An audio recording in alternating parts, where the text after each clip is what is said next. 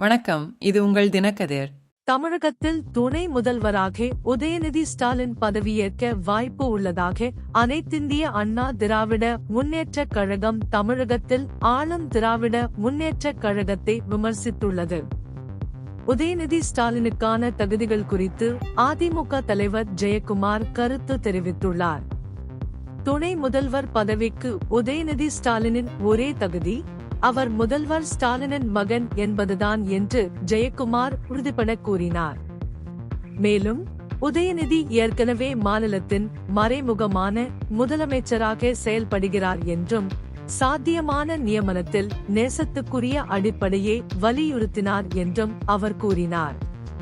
இந்த விமர்சனம் திமுகவினுள் வம்ச அரசியலாக கருதுவது குறித்து அதிமுகவின் தற்போதைய கவலைகளை எடுத்துக்காட்டுகிறது.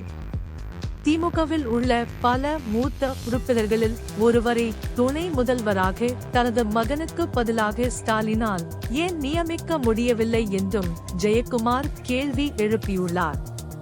இந்த முடிவு வம்ச அரசியலின் தொடர்ச்சியை பிரதிபலிக்கிறது என்று அவர் வாதிட்டார். இது ஜனநாயக செயல்முறைக்கு தீங்கு விளைவிக்கும் என்று அவர் கருதுகிறார். தமிழகத்தில் உதயநிதி ஸ்டாலின் துணை முதல்வராக பதவி உயர்வு பெற உள்ளதாக அரசியல் வட்டாரத்தில் தொடர்ந்து ஊகங்கள் பரவி வருகின்றன.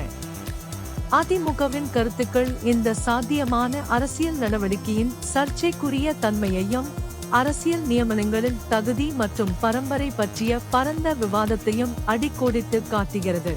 இது உங்கள் தினக்கதிர். நன்றி.